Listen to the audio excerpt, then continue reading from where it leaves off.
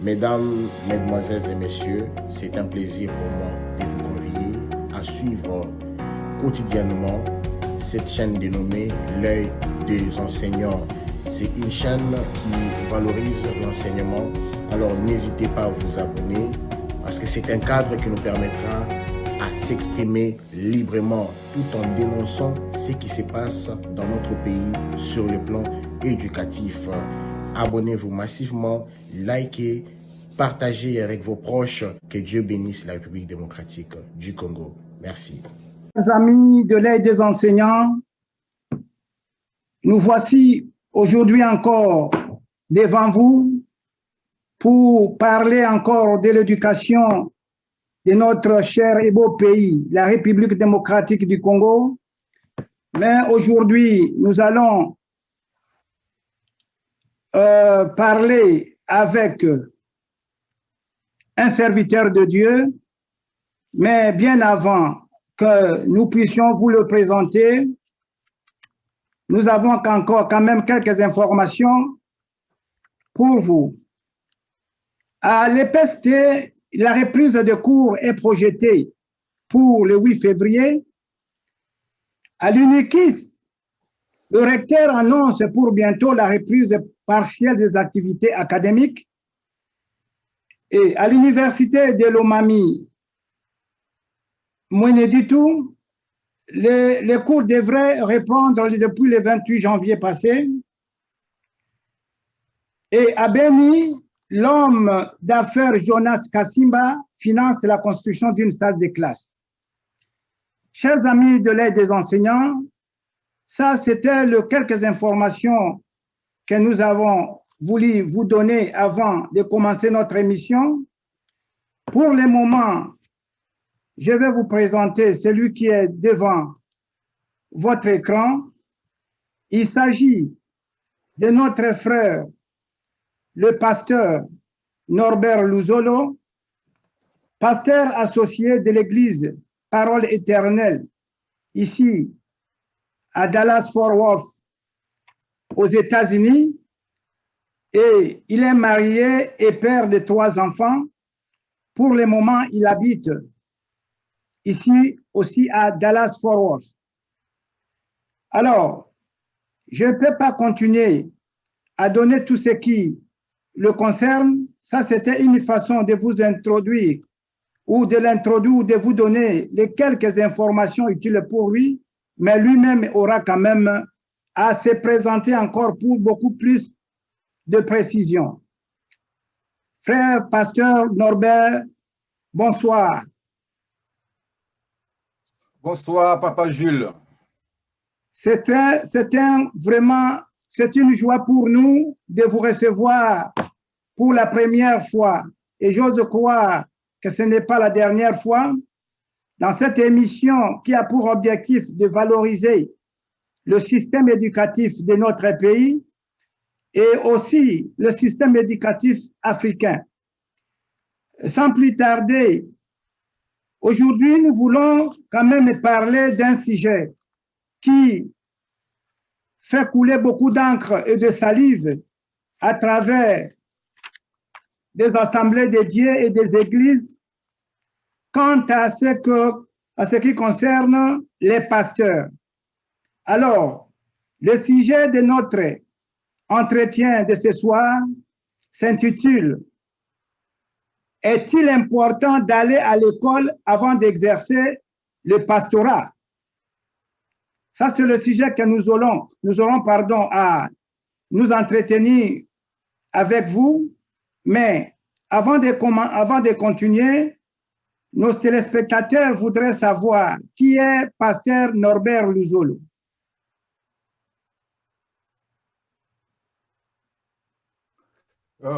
Merci, Papa Jules Verne, pour l'intérêt que vous portez à notre égard. Pour ne pas prendre beaucoup de temps, je vais me présenter. Je suis le pasteur Norbert Luzolo, votre frère. Je suis de l'église La Borne. Je suis chrétien depuis 1983. Là, je fais allusion au baptême, Parce qu'on n'est pas enfant de Dieu, on le devient par une déclaration, par un témoignage personnel, par une décision d'accepter Jésus-Christ comme Seigneur Sauveur. Je suis au ministère depuis 1990.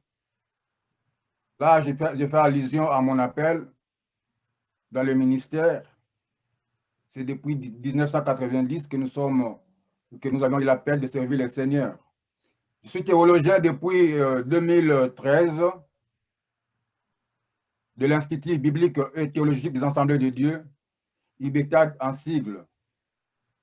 Je suis marié, père de 3 enfants. Je pense que pour les informations, d'autres, tu l'as déjà dit, je suis pasteur associé de l'Église Parole Éternelle d'IFW ici aux États-Unis. Merci, pasteur. Je pense que c'est ça l'essentiel pour... Ouais. Merci, pasteur. Ici, dans l'émission de l'aide des enseignants, il n'y a pas de sujet tabou quant à ce qui concerne les études, parce que nous valorisons notre système éducatif. Vous venez de nous dire que vous êtes théologien à partir de l'Institut biblique et théologique des Assemblées de Dieu. Alors, pasteur, nous voulons savoir, est-ce que vous êtes quand même passé sur les bancs de l'école, par les primaires, les secondaires, l'université, avant d'aller à l'étude à l'école de théologie, ou tu es directement parti seulement à l'école de théologie? Oh, je pense que l'école de théologie, c'est un institut biblique, dans d'autres essais, c'est l'université. Tu ne peux pas sauter de la maison directement à l'université. Tu dois d'abord passer par quelque part, c'est-à-dire faire l'école maternelle, l'école primaire que je fais, l'école secondaire. J'étais avec vous à l'UPN où on a fait la linguistique africaine, alors que j'avais déjà l'appel, mais la conviction de faire l'Institut biblique n'était pas encore là. Seulement au moment où le pasteur Jacques-André Vernon a vu quand même quelque chose qui poussait chez nous et nous a envoyé pour aller nous équiper à l'Institut biblique. OK. Pasteur, merci. Ce n'est pas que je vous dérange. Par votre présence, nous voulons aussi motiver ceux de nos jeunes frères, ceux de nos enfants qui nous suivront à partir de cette émission. Vous aviez été dans quelle école primaire et dans quelle école secondaire? Et voilà, nous voulons quand même que ces enfants sachent que s'ils étudient dans ces écoles, demain, ils peuvent aussi être ici, demain, ils peuvent aussi être des pasteurs comme vous l'êtes aujourd'hui, et qu'il n'y a pas une école qui est destinée pour former des pasteurs.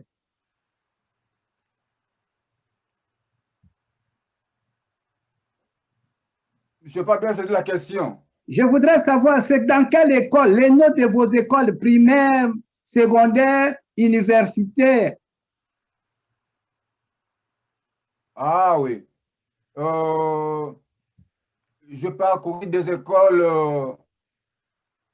primaires, tous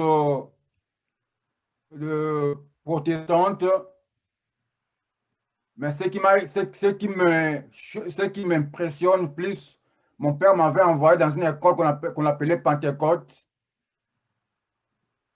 sans savoir qu'un jour je servirai dans le même domaine. L'école secondaire, je l'ai fait à Maluku, à l'Institut technique commercial de Maluku. C'est là où j'ai décroché mon diplôme d'État. Et après cela, je suis allé à l'UPN, là où je fais la linguistique africaine. OK, merci pasteur pour cette description de ta personne. Et nous allons maintenant entrer dans notre vif émission, je crois que nous avons un peu énuméré quelques questions pour nos auditeurs et certaines personnes nous ont envoyé quelques questions parce que nous leur avons promis qu'on aura affaire à un enfant de Dieu et nous sommes vraiment contents que vous êtes passé par la main du patriarche, paix à son âme, Jacques-André Verneau. Et aujourd'hui, vous êtes là pour servir l'Éternel. Alors, pasteur, est-ce qu'au temps des patriarches, les universités existaient? Alors, comment alors l'œuvre de Dieu s'était faite correctement? Oui, merci, Papa Jules. Beaucoup de gens restent encore dans l'ignorance. À l'époque, Dieu lui-même se servait de l'université ou de l'institut biblique. Quand on appelait quelqu'un, Dieu lui-même lui formait et l'envoyait en mission. Mais peu après, il y a eu l'école rabbinique que beaucoup de gens ignorent aussi, par où Jésus n'est pas passé, ni ses apôtres. C'est pourquoi dans ce temps-là, tout le monde ne pouvait pas faire les sacerdoces. Il fallait que tu sois formé. Paul est de cela. Je pense qu'au fur et à mesure que nous avançons, on va un peu définir la différence entre les deux écoles. L'appel et l'école biblique que les gens ont instituée. Ok, pasteur, avant de continuer, parce que ça me vient directement en tête, est-ce qu'il est nécessaire d'aller d'abord à l'école pour servir l'Éternel ou servir Dieu, pardon? Je suis théologien, ça va déranger certaines personnes. Je dis ce n'est pas d'abord la première chose à faire pour servir Dieu. Alors, si ce n'est pas la première chose à faire, pourquoi dit-on qu'il faut aller d'abord à l'école pour venir d'abord et après servir Dieu? Ce n'est pas le langage que je soutiens parce que moi aussi, j'ai commencé à servir Dieu. Je n'étais pas encore allé à l'école biblique, à l'institut biblique. Et je servais Dieu à côté de quelqu'un qui était grand. Mais il nous acceptait tel qu'on était.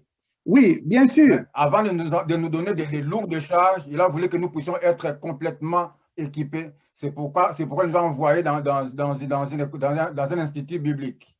Bon, l'école qu'on parle là, il faut que le pasteur passe par l'institut biblique ou alors qu'il faut que le pasteur ait une formation générale. Ici, pour être un bon pasteur, pour bien servir, pour bien faire le pastorat, il faut la première des choses, il faut avoir l'appel. Oui. La chose la plus importante, c'est l'appel. Quand vous avez l'appel, il faut que les aînés aussi approuvent cet appel-là. Moi, j'ai reçu mon appel depuis 90. Mais c'est seulement vers 2010 que mon appel a été approuvé par les aînés.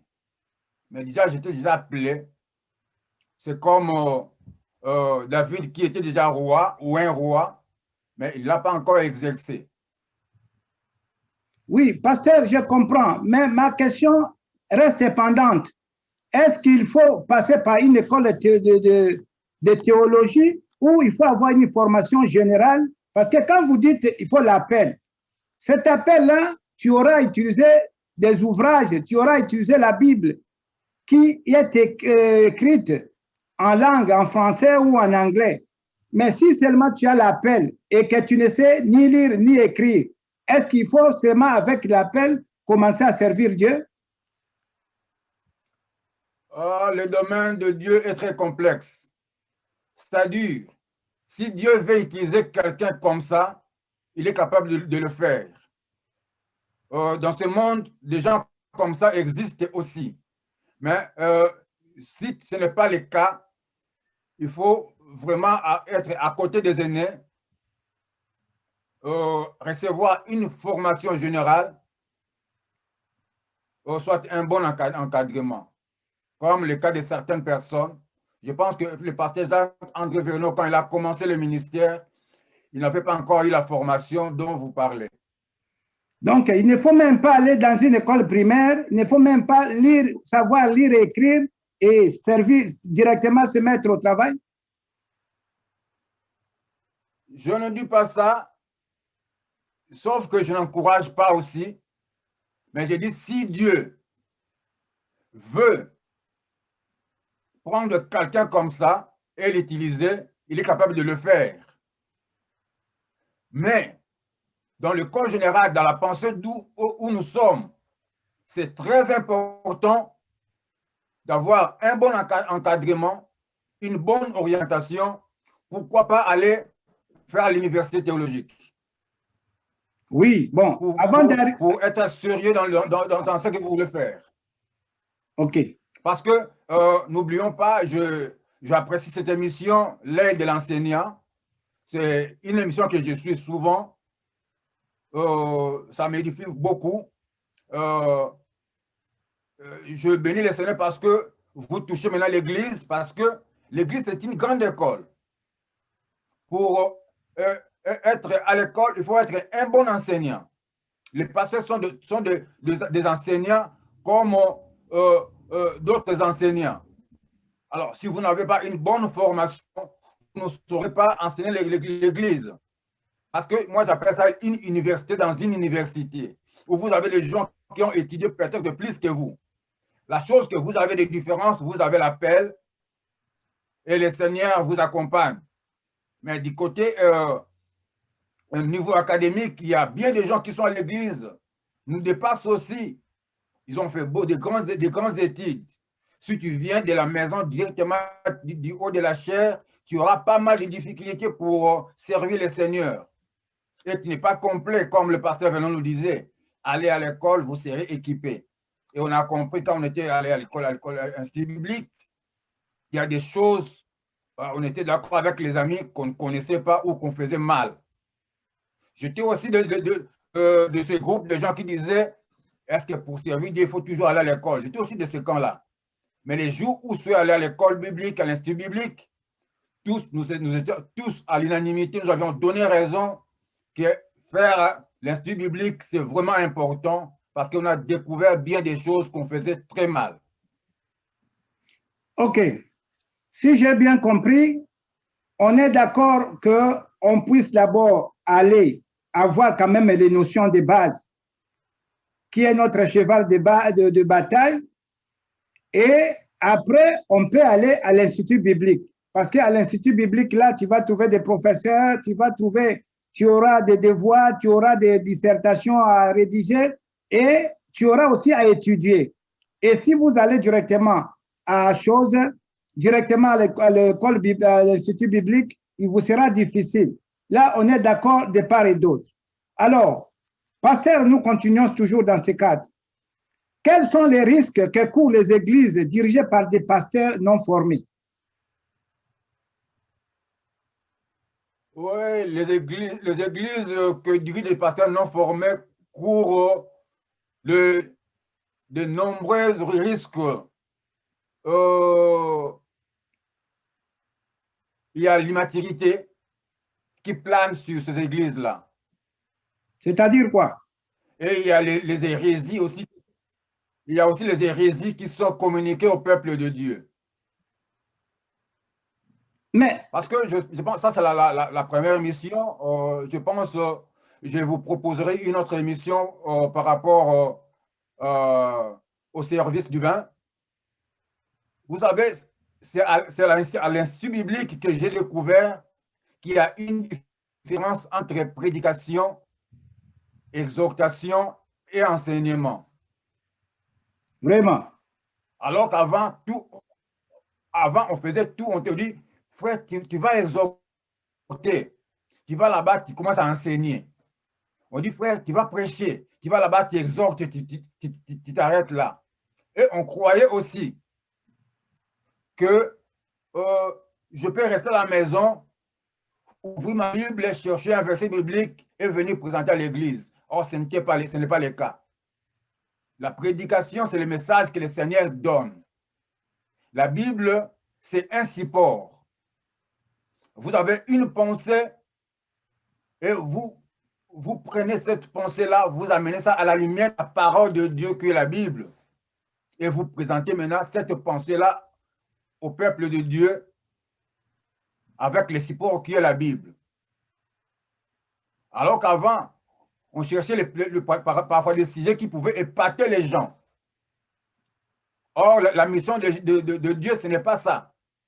Dieu cherche là où il y a un problème, il va amener une solution, il vous donne cette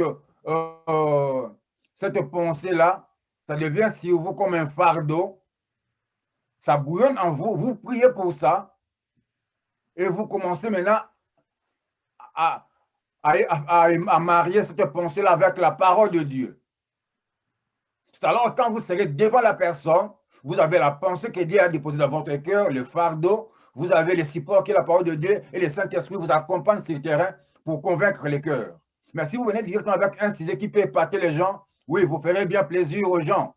Vous allez juste amuser la galerie. Les gens seront contents, vous allez parler un bon français, un bon message, mais ça ne change pas les gens, ça ne touche pas les gens. J'aime aussi, on avait un pasteur blanc à l'Institut biblique, il s'agit de Madame Suzanne Hers. Il a dit, les besoins de Dieu, c'est comme, vous allez dans un village, ils ont besoin d'eau. Vous avez votre argent, vous faites creuser le puits d'eau au village, mais vous allez vous rendre compte à la fin que les gens n'utilisent pas cette eau-là. On a demandé Madame Suzanne Hers, c'est quoi? Il a dit oui.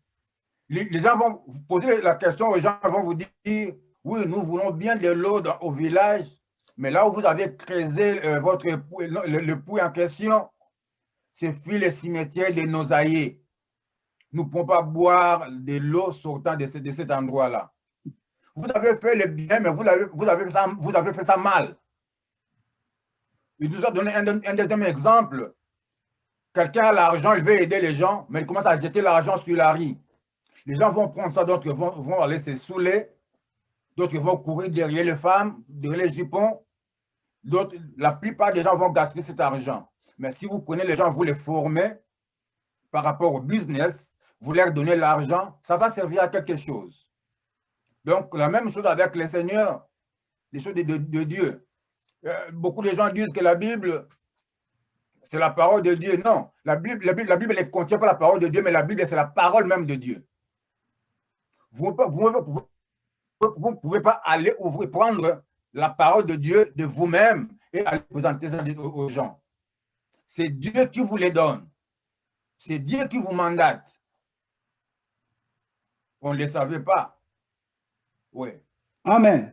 Amen. En tout cas, ça fait bien, chers amis, vous qui nous suivez en direct de Paris, en direct de Kinshasa et en direct de London.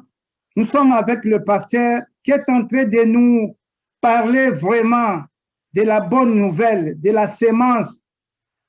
Nous sentons vraiment qu'il est passé d'une bonne école du patriarche Jacques-André Verneau de l'église de la Borne. Chers amis, ne quittez pas parce qu'il y a encore, ça ce n'est que le début.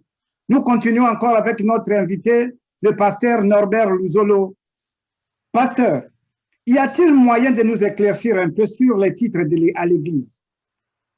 Entre autres, les prêtres, les évangélistes, les prophètes, les évêques, les bishops et autres. Quelques mots, parce que nous avons encore beaucoup de questions à vous poser. Oui, j'aime cette question. J'attendais ça aussi. Si vous n'avez pas posé cette question, j'allais quand même chercher à dire quelque chose par rapport à cela. Parce qu'en nos jours, nous trouvons les grands et les petits. Les grands hommes de Dieu et les petits hommes de Dieu. Les grandes églises et les petites églises. Aux yeux des hommes, bien sûr. Alors qu'aux yeux de Dieu, ce n'est pas le cas. Les ministères, on ne les cherche pas. Les ministères, ça se donne. Tout comme l'appel, on ne les cherche pas. On peut être là à 10 à l'église, le Seigneur vous appelle pour le pastorat, vous n'êtes pas plus grand que le frère qui est resté au banc pour intercéder pour l'Église. Vous n'êtes pas plus grand que lui. Par rapport au ministère, si nous lisons, bon, on n'a pas peut-être le temps, franchement, on le fera, mais je donne quand même le verset parce que les gens ont besoin de vérifier ce que nous disons, ce que nous disions. Nous pouvons lire dans 1 Corinthiens chapitre 12, verset 5e. Le ministère se donne pour les besoins de l'Église. Quand l'Église est dans le besoin, le Seigneur voit que cette Église a besoin de ça et de ça et de ça, le Seigneur le fera. Et il donne aux uns la possibilité d'être pasteur, aux autres la possibilité d'être évangéliste, prophète, docteur. Or, parmi ces trois-là, personne n'est plus grand que l'autre. Ça ne s'en prend même pas à l'école. Tous nous venons peut-être d'une même église, tous nous venons de mêmes universités, mais par rapport au ministère, c'est Dieu même qui appelle les gens. Je vais aussi marteler sur un ministère qui est le ministère des prophètes.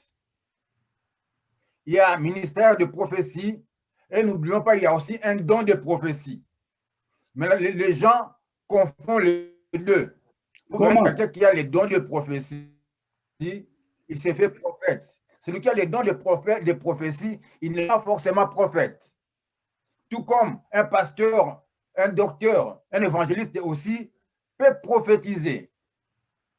C'est vrai ça? Par rapport au don de la prophétie qu'il a. Mais cela ne fait pas de lui un prophète. Amen. Maintenant, un prophète, ce n'est pas un voyeur. Un prophète, ce n'est pas celui qui va vous dire, ah, je vois que tu vas aller à Paris. Un prophète, je vois que tu vas te marier. La prophétie, par exemple, c'est la parole de Dieu. Ce que nous faisons souvent à l'Église. Je ne veux pas dire les autres, je dis nous, parce que ça tombe sur nous tous. Vous voyez, quelqu'un du haut de la chair commence à donner des prophéties, peut-être des choses vraies, mais il les donne mal. Là, dans la foule, il commence à détailler la vie d'une famille, à détailler les défauts d'une famille, des problèmes d'une famille, au sud de tout le monde. Croyant qu'il est en train d'aider la personne. Or, la personne peut devenir ridicule dans la société par rapport à ses propos. La prophétie doit se faire avec beaucoup de sagesse, accompagnée de la parole de Dieu. Un bon prophète, quand il a un message que le Seigneur lui donne par rapport à quelqu'un, il va demander au Seigneur comment je vais faire ça. Comment le faire parvenir à la personne. Ce n'est pas du haut de la chair qu'on le fait. J'étais avec le pasteur Vernon tout au long du temps qu'on a passé avec lui. Je ne l'ai pas vu prophétiser sur du haut de la chair. Mais il le faisait en coulisses. Moi-même, j'ai eu des prophéties qu'il m'a données. J'ai vu des miracles qu'il a accomplis. J'ai vu des guérisons miracles qu'il a accomplis. Du haut de la chair, il ne l'a pas fait. Quand il voit quelque chose, il va dire au pasteur, il va dire au diacre, ce frère-là, j'ai besoin de l'eau bureau. Et il va associer toute l'équipe. Soit il dit, amenez-le la semaine. On va faire l'onction, on va utiliser l'huile pour lui. C'est un cas très sérieux. Mais du haut de la chair, il ne l'a pas fait. Amen. Amen. Nous aussi, nous prophétisons de temps à autre. Ce ne sont pas des prophètes. Ceux qui sont appelés comme des prophètes, ils sont là. Et que diriez-vous de ceux qui disent, ceux qui condamnent à chaque fois dans une église les enfants sorciers? Ce sont des bons prophètes ou c'est quoi? C'est une façon de diviser ou comment? Parce qu'une fois que ces enfants-là sont déclarés des sorciers, de l'autre côté, vous avez un groupe qui vient récupérer ces enfants, comme quoi ils vont aider ces enfants, et on sépare ces enfants de leurs parents. Et voilà un peu, pour nous, ça nous fait très, très mal. Quel conseil vous donneriez à ces prophètes-là ou à ces prédicateurs-là? Ouais, je commence par dire, les enfants sorciers, on voit seulement les enfants qui sont mal habillés, qui ne mangent peut-être pas bien. C'est souvent les enfants qu'on taxe des sorciers dans des églises. C'est difficile de voir un enfant de 10 ans bien cravaté, bien chaussé, bien coiffé, qu'un pasteur du haut de la chair dit que cet enfant est sorcier. C'est vraiment difficile. La plupart des cas, des exemples comme ça, j'ai vu seulement des enfants mal habillés, des enfants sales, que du pasteur du haut de la chair dit c'est un sorcier.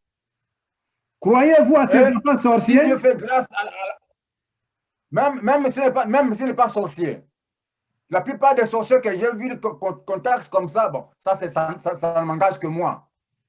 C'est ce que j'ai remarqué. Mais je dis, quand il faut parler de la sorcellerie c'est une maladie. C'est une maladie guérissable. Donc, croyez-vous à cette... Excusez, pasteur. Excusez-moi. Yes. Croyez-vous aux enfants sorciers? Allez-y. Croyez-vous aux enfants sorciers? Même aux adultes sorciers. Pas même aux seulement patrons sorciers aussi. Ok, ok, ça c'est... Même les intellectuels sorciers, même les présidents sorciers, même les ministres sorciers. Ah, ok. Mais aussi les enfants sorciers. Ça, c'est encore un autre point qu'on aura à développer plus tard. Ouais. Alors, c'est toujours dans le même cadre. Nous continuons. La semaine passée... Même aux pasteurs sorciers aussi. Amen, amen. La semaine passée, voilà, parce que tu parles des pasteurs sorciers, ça nous introduit à une question que nous voulions vous poser. La semaine passée a été vraiment bouillonnée par des polémiques entre les pasteurs, pour ne pas les citer, Marcelo Tunasi et les prêtres de Yokanda de Mbujimaï, qui se sont échangés pour dire que, d'abord, le pasteur Marcelo Tunasi avait dit que l'Église catholique était une pépinière pour l'enfer. Nous voulons avoir votre réaction, mais la première, ma pensée va directement à vous demander, est-ce qu'on va à l'enfer, au paradis? Le paradis est collectif ou le paradis est individuel? Et quelle est votre réaction face aux déclarations du pasteur Marcelo Tunas? Le visa pour le paradis, c'est le salut. Or, le salut, on ne l'obtient pas en groupe. Le salut, c'est en quelque sorte comme l'appel aussi. Le Seigneur appelle individuellement. C'est comme le salut aussi, c'est individuel. Vous pouvez avoir un pasteur sorcier, mais peut-être que vous êtes converti par sa prédication. Vous pouvez aller au ciel parce qu'il a prêché un jour, vous avez donné votre vie au Seigneur et vous avez le salut et vous allez au paradis. Vous pouvez aussi avoir un pasteur saint qui prêche un message saint venant d'un livre saint, mais vous ne saisissez pas l'occasion et vous allez en enfer. Maintenant, par rapport aux polémiques de la semaine passée, je vis dans ce monde, j'ai aussi suivi. Je pense que s'il faut parler de pépinière de l'enfer, le pépinière de l'enfer, c'est le monde. Parce que si vous lisez l'Apocalypse 12, la Bible nous le dit clairement, que attention, malheur à la terre, car le diable est descendu vers vous, sachant qu'il a peu de temps. Quand vous lisez Apocalypse 12, à partir du verset 1er jusqu'au verset 12e, il dit, il est descendu vers vous, sachant qu'il a un peu de temps et en colère pour chercher qui dévorer. Quand le diable est descendu, il ne choisit pas les endroits. Même nous, dans notre église, j'étais en train de dire dans mon église, si vous venez et si vous avez des yeux spirituels, vous pouvez aussi voir des sorciers, vous pouvez voir des impudiques, vous pouvez voir des voleurs, vous pouvez voir des escrocs. Mais le Seigneur a besoin de tous ces gens pour que ces gens-là, un jour, donnent leur vie au Seigneur. Nous ne sommes pas nés tels que nous sommes. On a eu à voler à la maison, on a eu à mentir, on a eu à courir derrière les jupons. Et quand le changement est venu, on ne le fait plus. Le diable ne puise pas dans une église. Le diable puise dans le monde. Et cela ne l'empêche pas d'entrer dans des églises. Et quand ils sont dans des églises, ils ne regardent pas les noms. Ils ne regardent pas le renommé des pasteurs. Ils entrent dans toutes les églises, ils entrent dans toutes les nations, ils rentrent dans toutes les maisons. Seulement, si vous n'êtes pas fort, ils vous piquent. Il vous prend votre enfant, il vous prend votre femme, il prend votre mari, il vous prend votre pasteur, il peut vous prendre votre chantre. C'est comme ça que le diable travaille. Donc, le diable n'a pas un seul cible, s'il faut dire, comme le débat de la semaine passée. OK. Le diable n'a pas un seul cible. Bon, pasteur, quels sont les critères pour que quelqu'un puisse espérer aller au paradis? Vous pouvez nous donner quelques critères. Peut-être, ça peut aider quand même ceux qui doutent encore que le paradis existe. Ah oui. Ceux qui doutent que le paradis existe, s'ils pratiquent les choses qui amènent au paradis, ils ne perdent rien. Quelles sont ces choses? C'est-à-dire, oui, parce que vivre dans le monde, je viens de là. C'est plus difficile que vivre en Christ. C'est plus facile. Dans le monde, on a plus souffert. Parce qu'il y a qui mensonge et mensonge. Mais en Christ, ce que je fais, si un jour nous arrivons à la fin, on nous dit que ni le paradis ni l'enfer, rien n'existe, je ne regrette rien. J'aime la question qu'on a posée à Pasteur Roland Dallot un jour, parce que son ami l'a dit, imagine qu'à la fin de toutes choses, vous faites tout ce que vous faites là, et à la fin, il n'y a ni l'enfer, ni le paradis. Sûrement, tu vas demander au Seigneur de retourner sur terre et vivre autrement. Non, qu'est-ce que nous ne vivons pas? J'aime un aîné qui dit, le vrai Bayanké, ce sont ceux qui connaissent Jésus-Christ. Parce que les choses que les gens qui sont dans le monde font, nous les savons, on l'a fait. Maintenant, nous, les choses que nous faisons quand nous sommes en Christ, ils ne les connaissent pas. Ils sont bleus. Je connais les avantages et les désavantages du monde. Je connais les avantages et les désavantages quand on est en Christ. D'ailleurs, en Christ, il n'y a pas de désavantages. Il n'y a que les avantages. Amen. Bien que on ne peut pas accueillir si vous ne s'aimez pas. Ça, c'est la loi de partout.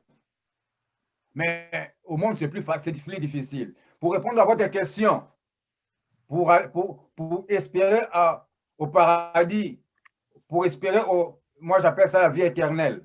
Parce qu'il y a la vie éternelle et la mort éternelle. Parce que si ce n'était pas comme ça, Jésus n'allait pas venir, Jésus n'allait pas dire ça. Jésus n'allait pas quitter le trône pour venir travailler pour ça. Pour espérer à la vie éternelle, il n'y a pas mille chemins. Il y a seulement croire à la parole de Dieu et vivre cette parole. Mais seulement, quand vous croyez à la parole, vous recevez cette parole, le Seigneur vous demande de prêcher la même parole aux autres parce que vous aussi, vous étiez sauvés, vous avez le devoir de sauver aussi les autres. J'aimerais donner aux auditeurs un passage de la Bible à lire. Allez-y lire deux passages.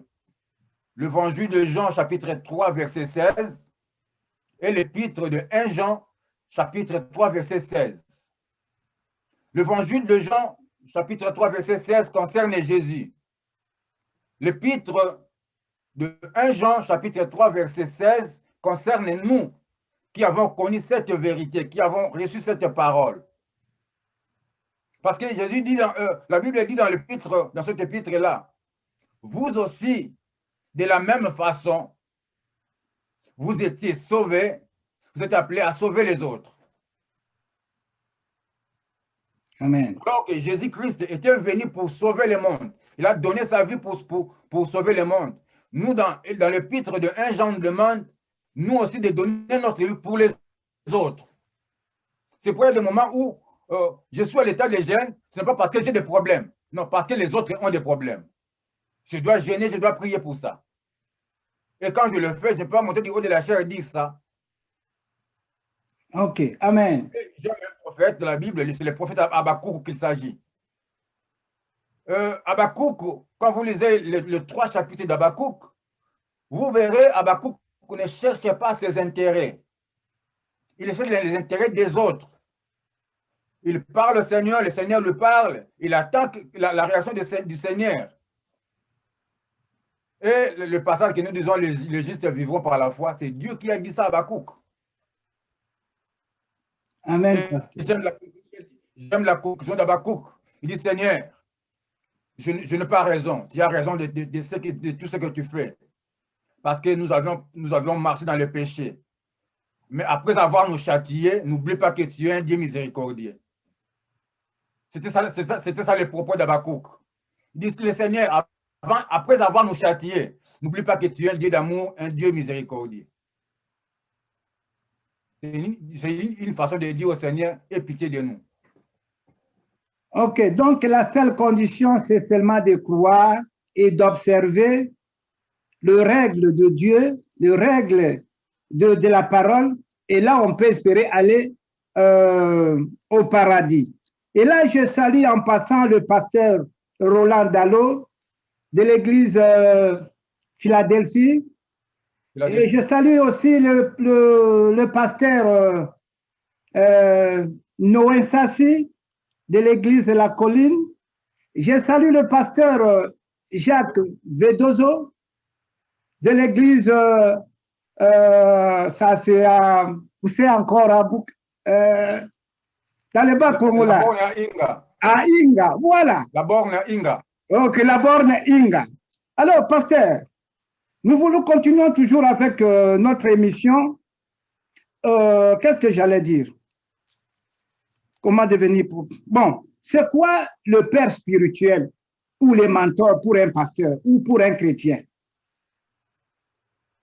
C'est là où le bas blesse. C'est là où le bas blesse. C'est là où le bas blesse. C'est là où les remet sans poignard. Comment ça?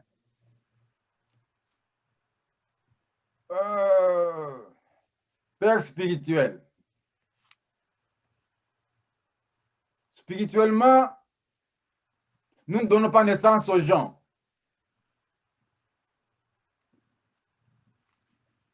Spirituellement, on ne donne pas naissance. Les gens naissent dans le Seigneur. On appelle ça nouvelle naissance. Le Père, c'est Dieu. La mère, c'est l'Église.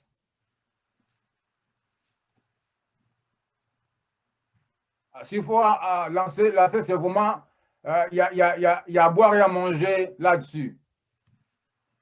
S'il faut parler du mentor, moi, pour être simple, je préfère utiliser le mot encadreur. Parce qu'aujourd'hui, il y a des gens qui se disent père spirituel de quelqu'un, alors que la personne était déjà née de nouveau. Par la prédication de plusieurs personnes. La personne même ne sait pas quelle prédication m'a amené au Seigneur. Il y a des gens comme ça. Il ne sait même pas quelle prédication. La prédication de qui m'a amené au Seigneur. Il est à l'église, il prie, il écoute les prédications, mais il commence à pleurer à l'église, il commence à renoncer et il devient enfant de Dieu. Il ne sait pas avec quelle prédication il est devenu chrétien. Mais il y a aussi des gens, quelqu'un prêche directement la parole, les touche, il renonce directement à la vie passée. Ah, est-ce qu'il faut se dire père spirituel de cette personne? Je ne pense pas toujours. Le seul père spirituel, c'est Dieu lui-même. Lisons Jean chapitre 1, verset du verset 12e au verset 12e. Nous verrons ça. Mais il faut plus... ouais. Mais ceux qui disent que nga soki na koma mwana na nzambe pona mateya ya pasteur tel, vraiment nga soki na koma mwana nzambe eza po mateya ya pasteur Vernon, ngai président de Vernon de moto a convaincre ngai de pasteur Roland moto a convaincre ngai de pasteur Noé, bon, ngai de pasteur Norbert moto a teya ngai vraiment nga la sala ki moto a milangwa. Mais ces gens-là, ce sont pas leurs pères spirituels. Qu'est-ce que tu dis à propos de ces gens? Je ne pense pas que ce sont que leur père spirituel. Le père spirituel, c'est Dieu lui-même. Tout ça, ce sont des encadrés, les gens qui accompagnent les gens pour arriver là où ils sont. Parce que la nouvelle naissance, ça vient de Dieu lui-même. Nous sommes des simples instruments que nous accompagnons les gens à arriver au Seigneur. Quand les gens arrivent au Seigneur, ce n'est pas nous qui donnons la naissance. Je dis au début, le père spirituel pour la nouvelle naissance, c'est Dieu lui-même. La mère, c'est l'Église. Ok. Là, je salue en passant notre frère pasteur Adélar Bakoubile qui nous suit. Et dans quelques jours, nous allons... Champagne. À Champagne, la borne Champagne, aux États-Unis ici. Nous allons les contacter et vous allez le voir ici sur notre chaîne, votre chaîne, l'œil des enseignants.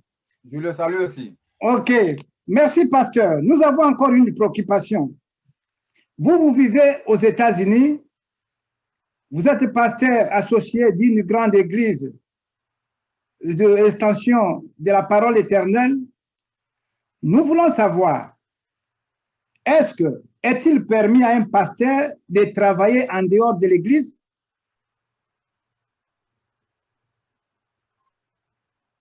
Ça, c'est quelque chose de très important. Mais en bref, je dirais, il y a des gens que le Seigneur a appelés à temps plein, il y a des gens que le Seigneur n'a pas appelés à temps plein. Si vous êtes convaincu que le Seigneur vous a appelé à temps plein, vous n'êtes pas appelé à travailler aussi en dehors de l'église. Mais si vous n'êtes pas convaincu, là, vous pouvez avoir votre job, en même temps, vous êtes pasteur. Mais, pasteur... Mais il y a des gens... Ouais. Excusez-moi. Mais, yes. Pasteur, nous sommes encore à temps plein. Quand vous dites qu'ils sont appelés à temps plein, ils doivent rester à l'église. Mais ils deviennent une charge pour les chrétiens ou pour les membres de l'église. Sa batterie peut tomber en panne et il appelle. Maman tel, Tindelabiso, pasteur batterie est coupée. Et vous savez, hier, je n'ai pas payé ma maison. Et vous savez, mon enfant doit aller à l'école. Il n'est pas une charge pour l'église. Parce qu'ici, je vois aux États-Unis, les pasteurs à côté du ministère, ils travaillent quelque part. Je ne peux pas aller très loin. Votre exemple nous édifie. Mais quand vous dites qu'il est à temps plein, rester à l'église, ça veut dire comment il va vivre? Oui, appelé en temps plein, la plupart des gens que je connais qui nous disent qu'il est appelé à temps plein, ils ne sont pas appelés à temps plein. La plupart des gens, je ne dis pas tout, je dis la plupart de ceux que je connais. Être appelé en temps plein, il faut que vous soyez convaincus. Il faut que le Seigneur puisse les signifier. Là, Dieu lui-même vous prendra en charge. Vous serez surpris que vous êtes appelé en temps plein, vous ne travaillez pas, mais le Seigneur pourvoit de telle enseigne que vous prenez aussi la charge de peuple de votre église, financièrement ou matériellement. Il y a des gens comme ça. Ils ne travaillent pas, mais c'est lui. Parce que l'église, n'oubliez pas que l'église a double mission. L'église a une mission. L'église a une mission holistique. Quand je parle d'une mission holistique, donc l'église s'occupe de l'âme et du corps. Okay. C'est-à-dire, on ne prend pas seulement soin de prêcher à la personne, mais on prend aussi soin de les nourrir charnellement. Quelqu'un qui vient chez vous, un malheureux, il ne connaît pas Dieu, il est dans la misère. Vous lancez la parole de Dieu, mais avant de les lâcher, donnez-lui aussi les habits, donnez-lui aussi à manger. Et il faut prévoir aussi les transports pour lui, pour que les dimanches, il soit encore là. Alors que l'Église aujourd'hui oublie tout cela, La plupart des églises que je connais aujourd'hui, c'est l'Église qui attend des autres la finance et le matériel, lui donne seulement la parole. Alors c'est à l'Église d'offrir à ces gens-là tout cela, quand ceux-là seront bénis, et aussi vont amener à l'Église tout ce qu'ils ont. C'est à l'Église de faire le premier pas, nourrir l'âme et le corps. Quand la personne sera bénie, il sera reconnaissant à l'Église. Et alors, travailler à temps partiel, c'est-à-dire quoi? C'est ça qu'il faut encore expliquer à nos téléspectateurs. Alors, travailler à temps partiel, c'est-à-dire vous avez votre job. Dans l'entretemps, vous travaillez sur l'Église. Tel que Paul, l'apôtre Paul travaillait à temps partiel. Il fabriquait les tentes pour se nourrir, pour ses besoins personnels. Dans l'entretemps, il vaquait aussi au service du vin. Ça, c'est une révélation, c'est une première. Donc, apôtre Paul travaillait à temps partiel. Mais oui, la référence de beaucoup de pasteurs qui disent que non, Mosali Nzambe, il faut aller à une église. Mais alors que lui, la même de Dieu, a travaillé à temps partiel. Ça, c'est vraiment une information qu'on aura beaucoup à relayer pour que nombre de nos pasteurs, nombre de chrétiens puissent savoir que le travail aussi fait partie de la vie, la vie de l'Église. Alors, pasteur, j'ai encore une question. Parce que nous allons... Je vois... Pardon? Nous allons... J'allais ajouter quelque chose. Oui. Jésus-Christ, notre Seigneur. Jésus-Christ, notre Seigneur, a travaillé à temps plein. Okay. Mais ils avaient aussi une bourse à côté.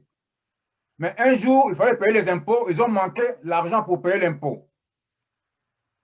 Et tant que maître, et tant que souverain premier, et tant que Dieu, il a envoyé l'apôtre Pierre aller dans l'eau, pêcher un poisson et couper à l'intérieur, prendre de l'argent pour payer l'impôt.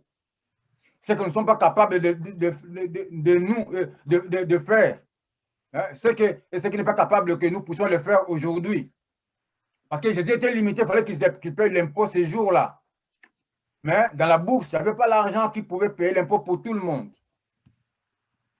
Il a envoyé Pierre pour aller accomplir un miracle pour trouver l'argent et payer l'impôt. Donc, quand vous travaillez à temps plein, vous courez tous ces risques-là. Ah, OK. Un jour, vous pouvez manquer l'argent alors que la mort est à la porte. Oui. OK. Là, c'est pour confirmer la parole qui dit que Dieu donne la vision et la provision. Yes. J'ajoute encore un exemple. Vous êtes pasteur. On vous appelle, une voiture a connu un de vos fidèles. Vous allez prendre ce corps-là qui est en train de saigner, amener à l'église, prier pour que la plaie finisse, ou vous allez courir avec le corps à l'hôpital. S'il faut courir avec le corps à l'hôpital, avec quel argent? Donc, Dieu, quand il donne tout. En tout cas, je ne sais pas sonder parce que les sources de Dieu sont insondables. Je crois vraiment que Dieu, quand il donne la vision, il donne aussi la provision. Mais il y a ceux de nos amis qui essaient un peu de s'égarer et qui utilisent à défaut ce verset.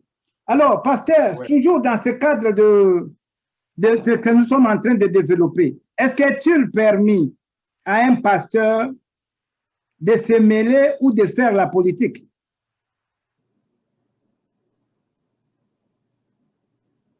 Ah, c'est aussi un problème. C'est la motivation qui compte. Pourquoi on veut aller là-bas? Comment ça? Pourquoi on veut aller là-bas? C'est comment Parce que ça? je dirais, je dirais, il y a Daniel, il y a Joseph, il y a David. Ils étaient dans la politique, tout en craignant Dieu, tout en prêchant la parole de Dieu, tout en gardant, tout en restant un bon exemple. Mais comment ils sont arrivés là? C'est par la main de Dieu que David est arrivé à devenir roi, que Daniel est devenu premier ministre à Babylone, que Joseph est devenu la deuxième personnalité de l'Égypte. C'est par la main de Dieu. Ce n'est pas par leurs efforts personnels. Maintenant, quand on est pasteur, on est appelé au ministère, on veut aller faire la politique. Quelle est la motivation qui vous amène à faire la politique? C'est là où se trouve le problème. Si on n'a pas une bonne motivation, reste là où le Seigneur vous a appelé. Mais la motivation, c'est l'argent. Ils suivent l'argent. C'est ça leur motivation. Donc, ils peuvent aller et venir prêcher la parole après. Oui, c'est pourquoi la Bible dit il y a des gens qui travaillent pour leur ventre. Dieu cherche pour les gens qui travaillent pour eux, lui-même est le rémunérateur de ceux qui les cherchent. Amen. Amen. Ok, pasteur, en passant par, nous allons citer un peu, en passant par votre présentation, vous aviez dit que vous étiez étudiant à l'IPN, Institut pédagogique national, aujourd'hui Université pédagogique nationale. Cette institution a connu beaucoup de pertes en vie humaine parmi les professeurs ces derniers mois. Je citerai par exemple le professeur Fidèle Lungungu, je citerai le professeur Loma Tongomo, Oui, j'ai appris ça. Je citerai le professeur il y avait beaucoup de professeurs et surtout notre ami et frère Robert Ekeli. Vous avez un témoignage ou une pensée ou quelque chose qui vous a marqué parmi ces gens-là? Ah ouais, j'ai le témoignage personnel de notre frère, le professeur Robert Ekeli. Je pense nous étions en graduat et ils étaient en première licence, je pense. La génération de Zachary Bababasoué, Geneviève Inagosi, Robert Ekeli était parmi cette génération. Il y a un moment de trouble à l'UPN, rien ne marchait dans notre institution-là. Il a contribué beaucoup, c'était vers les années 92 ou 93. Je l'ai vu comment il a pu réunir les gens et on a parlé, on a pu appeler le même langage. Je pense que c'est la période où Kouka était sorti président des étudiants, si j'ai encore une bonne mémoire. J'ai été vice-président. Nous, on a renforcé. Oui, et nous, on a renforcé la brigade avec les Dario, avec les Didier Massakote, avec les Roger Malumba, avec le Freddy Matadi. Et c'était une belle époque pour nous. En tout cas. C'est comme ça que j'ai connu Robert, un homme vraiment un rassembleur. Lui-même n'a pas touché à aucune institution, mais il a juste aidé que les choses marchent. Chers amis, parmi les sages, quoi. Chers amis, ne soyez pas un peu navrés. Là, je parlais avec le pasteur qui nous a révélé, ça c'est son passé comme étudiant. Et là, je salue mon frère, mon jeune frère, Diakou Dianzenza, qui se trouve aujourd'hui en Afrique du Sud et qui était à l'époque notre maire général. Cher pasteur, Nous sommes vraiment ravis alors, David, de votre passage à notre chaîne, l'œil des enseignants. Je ne sais pas s'il y a une question que nous allions vous poser et que nous n'avions pas posée. Est-ce que vous pouvez quand même nous dire s'il y a une question ou s'il y a un point que tu veux communiquer aux enfants dédiés, que tu veux communiquer aux enseignants, que tu veux communiquer aux élèves et étudiants à travers le monde? Il y a des choses que je veux dire là-dessus. Enseigner, c'est vraiment un sacrifice. Être enseignant, c'est se sacrifier. Là, je vois mon premier enseignant de l'école primaire, on l'appelait Mess Alphonse. Je le revis 10 ans après mon passage à l'école primaire. Il avait toujours la même façon de faire les choses. Et c'est comme si apparemment il amenait la même vie. Il n'était pas spécial. Toujours direction, la maison, école, école, la maison. Le soir, il sort sa table devant sa parcelle, tenter de préparer la leçon pour les enfants. Qui viennent des bourgmestres, des députés, des ministres, oubliant qu'il y a quelqu'un qui m'a enseigné comment calculer pour que je devienne ministre des Finances. Quelqu'un qui m'a enseigné pour que je devienne directeur du cabinet de quelqu'un. Même s'il connaît l'école, c'est difficile qu'un ministre dise aujourd'hui je passe dans cette école-là distribuer des enveloppes ou des dons à mes professeurs de l'école primaire ou à mes professeurs des humanités. Même si je ne trouve pas ce que je trouve là, je fais un petit geste. Même le fils que aménager le bureau, qu'on a laissé l'autre fois qu'on était élève, qu'on garde les mêmes chaises, le même bureautique jusqu'à présent. On ne se soucie pas parfois, alors que ces gens-là se sont sacrifiés avec des maigres salaires, ils ne dormaient pas bien, les enfants étudiaient mal. Les deuxièmes enseignants, ce sont les pasteurs. Ces gens-là ont une lourde charge.